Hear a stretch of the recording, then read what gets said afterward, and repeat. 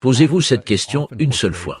Honnêtement, combien de fois a-t-on dit à un pays africain qu'il n'avait pas les moyens de construire sa propre modernité? Combien de fois des experts du Fonds monétaire international, de la Banque mondiale, des agences de développement occidentales ont-ils débarqué sur notre continent avec leurs tableurs, leurs conditionnalités et leur condescendance pour expliquer à des peuples souverains ce qu'ils pouvaient ou ne pouvaient pas se permettre de bâtir? Et combien de fois ces mêmes pays ont-ils attendu, la main tendue, pendant que leur route héritée de l'ère coloniale se dégradait un peu plus à chaque saison des pluies?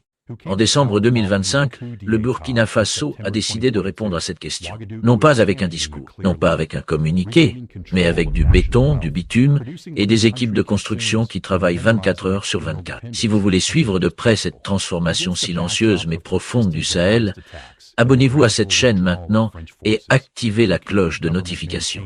Parce que ce que nous allons analyser ensemble, vous ne l'entendrez pas encadré de cette façon dans les grands médias. Le 16 décembre 2025, à Yemdi, en périphérie de Ouagadougou, le capitaine Ibrahim Traoré a officiellement lancé les travaux de la première autoroute de l'histoire du Burkina Faso. Prenons le temps de peser chaque mot de cette phrase. La première autoroute de l'histoire du Burkina Faso, un pays indépendant depuis 1960, un pays dont le sous-sol regorge d'or, de manganèse, de zinc, un pays dont les ressources ont alimenté des économies étrangères pendant des décennies. Et en 65 ans d'indépendance, personne, aucun gouvernement, aucun bailleur international, aucune institution de développement n'avait jamais jugé nécessaire de doter ce pays d'une autoroute digne de ce nom. Ça, c'est le premier scandale que cette histoire révèle. Le projet lui-même, quand on regarde les chiffres, force le respect. 332 kilomètres reliant Ouagadougou, la capitale politique, à Bobo-Dioulasso, la capitale économique du pays. 2 fois 2 voies, soit 4 voies dans chaque sens. Une emprise de 100 mètres de large, 9 échangeurs à 2 niveaux, 28 ponts-routes, un passage inférieur à l'entrée de Bobo-Dioulasso, et une vitesse de conception fixée à 140 km/h sur les tronçons hors agglomération. Pour ceux qui veulent comparer, l'autoroute périphérique autour de Londres affiche une emprise similaire à ses points les plus larges. Ce n'est pas une route africaine au rabais.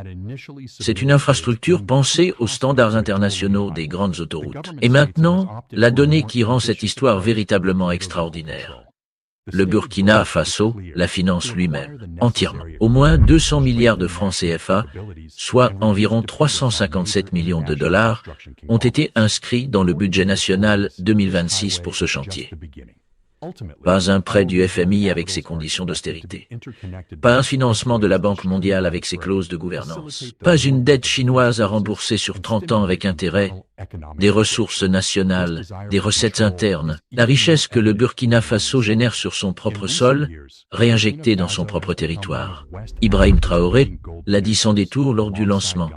Ce projet est financé sur ressources nationales. Ce n'est pas une formule rhétorique, c'est une ligne budgétaire vérifiable. Pour comprendre la portée symbolique et pratique de ce chantier, il faut d'abord comprendre ce qu'il remplace. La route nationale 1, l'axe colonial qui relie depuis des décennies Ouagadougou à Bobo-Dioulasso, c'est une route construite par l'administration française, non pas pour servir les populations burkinabais, mais pour extraire des ressources et déplacer des troupes. Étroite, défoncée, dangereuse. Sa vitesse légale maximale est de 90 km/h. Mais dans les faits, les camions de transport de marchandises circulent à vitesse bien inférieure à cause de l'état de la chaussée. Pendant la saison des pluies, certains tronçons deviennent simplement impraticables. Des animaux traversent sans prévenir. Des ornières profondes attendent les pneus après chaque orage. Or, pour un pays enclavé comme le Burkina Faso, un pays qui n'a aucun accès à la mer et qui dépend entièrement de ses corridors terrestres pour atteindre les ports régionaux, la qualité de la route n'est pas une question de confort. C'est une question de survie économique. Chaque heure supplémentaire passée par un camion sur une route détériorée, c'est un coût ajouté pour l'agriculteur dont la récolte risque de se dégrader. C'est un prix de revient plus élevé pour le commerçant qui importe des équipements. C'est un médicament qui arrive en retard dans un dispensaire rural. La mauvaise infrastructure, c'est de la pauvreté organisée. Et cette pauvreté organisée a une histoire coloniale très précise. Quand cette autoroute sera achevée, les dynamiques du commerce en Afrique de l'Ouest centrale seront durablement modifiées. L'axe Ouagadougou-Bobo-Dioulasso, c'est l'épine dorsale de l'économie burkinabé. C'est par là que transitent les marchandises à destination et en provenance des ports de la côte. Une autoroute à 140 km/h avec des échangeurs continus réduit considérablement les temps de transport, abaisse les coûts logistiques et ouvre des perspectives nouvelles pour l'industrie locale, l'agriculture commerciale et le transit régional. C'est une infrastructure de souveraineté économique dans le sens le plus concret du terme. Et ce chantier ne s'inscrit pas dans le vide.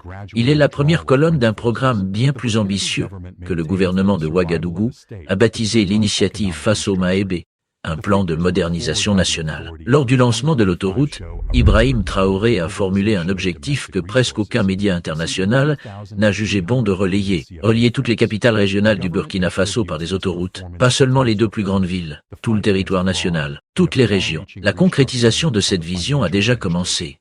Le projet routier Koudougou-Yako, initialement conçu comme une simple route à voie unique, a été revu en cours de planification pour devenir une route à double chaussée, afin de s'intégrer dans ce réseau autoroutier national en construction. Ce changement de conception en cours de route, ce n'est pas de l'improvisation. C'est le signe d'un gouvernement qui a une vision d'ensemble et qui adapte ses projets pour qu'ils s'y conforment. À côté de cette artère principale, le Burkina Faso expérimente aussi des solutions innovantes pour désenclaver ces zones rurales à moindre coût. En partenariat avec une agence japonaise de coopération internationale, le ministère des Infrastructures a commencé à déployer en 2025 une technique de construction routière connue sous le nom de méthode d'ONU. Le principe: remplir des sacs durables avec des matériaux locaux, terre, sable, gravier, pour ériger des routes résilientes, pérennes et surtout beaucoup moins coûteuses que le revêtement bitumineux classique. L'enjeu est double: utiliser des ressources disponibles sur place, mobiliser la main-d'œuvre locale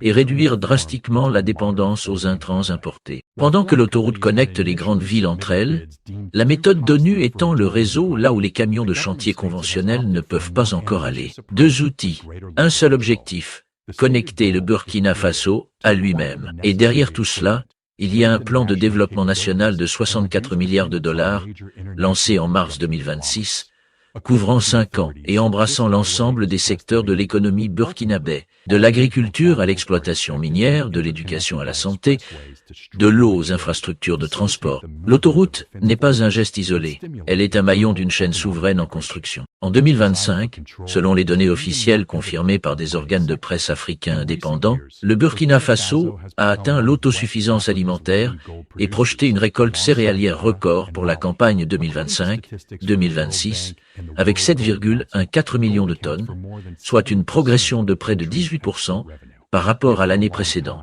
Simultanément, les contrats miniers sont en cours de renégociation pour rapatrier vers l'État burkinabé une part significativement plus grande des revenus tirés de l'exploitation de l'or, du manganèse et des autres ressources du sous-sol. Ce sont les mêmes ressources qui partaient intégralement à l'étranger depuis des générations. Ce sont elles qui financent aujourd'hui l'asphalte qu'on pose entre Ouagadougou et Bobo-Dioulasso.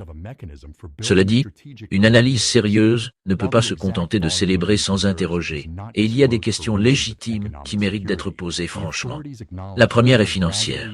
Les 357 millions de dollars inscrits au budget 2026 représentent un engagement initial, pas un coût total. Un projet de cette envergure, avec 9 échangeurs complexes, 28 ponts-routes et des systèmes de drainage sophistiqués, coûtera sensiblement plus que ce premier versement. La vraie question est la suivante.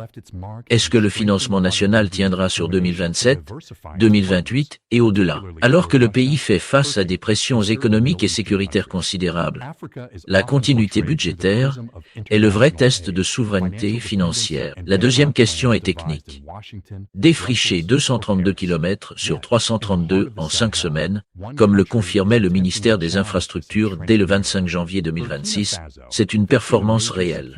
Mais le défrichage, c'est la partie la plus simple du chantier. Les structures d'ingénierie, les échangeurs, les ponts, les systèmes de gestion des eaux, c'est là que la complexité technique se concentre. Respecter les délais et maîtriser les coûts sur un projet de cette dimension a mis à genoux des gouvernements bien plus dotés en ressources.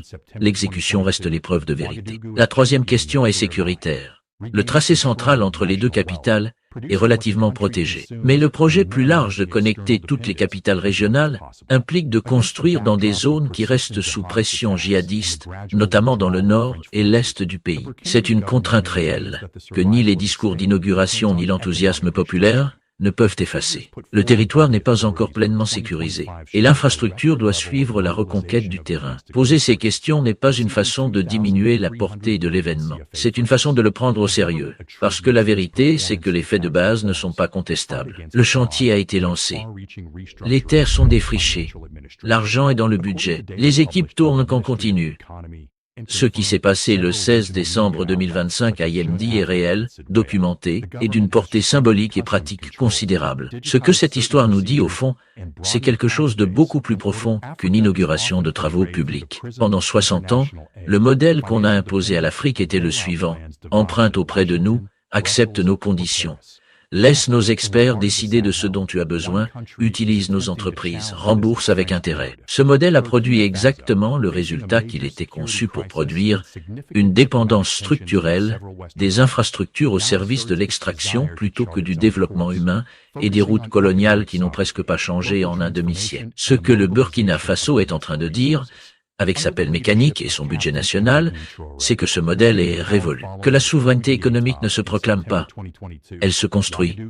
Elle se mesure en kilomètres d'asphalte posés, en ponts érigés, en temps de trajet réduit pour un agriculteur qui amène sa récolte au marché. Elle se mesure en contrats miniers renégociés, en céréales produites sur le sol national, en budget national qui finance des routes pour ses propres citoyens plutôt que pour des investisseurs étrangers. Peu importe où vous situez Traoré sur l'échiquier politique, peu importe ce que vous pensez du régime, cette autoroute n'est pas une idéologie, c'est du béton. Et ce béton, quand un paysan burkinabé l'empruntera pour la première fois, il ne lui demandera pas pour qui il a voté. Alors la vraie question, c'est celle-ci. Si un pays enclavé, sous pression internationale, contesté à l'intérieur de ses propres frontières, a pu lancer la construction de sa première autoroute en finançant entièrement sur ses ressources propres, qu'est-ce que cela dit? Des pays africains qui ne l'ont pas encore fait? Qu'est-ce que cela dit des dirigeants qui continuent d'attendre la permission des bailleurs pour bâtir leur propre avenir? Le Sahel construit, et cette chaîne sera là pour vous le montrer à chaque étape. Abonnez-vous, aimez cette vidéo, partagez-la autour de vous, et dites-nous dans les commentaires. Vous pensez que cette autoroute ira jusqu'au bout? Vous croyez que le Burkina Faso peut tenir ce pari jusqu'à la fin? Dites-le nous, parce que cette conversation-là, elle mérite d'être entendue.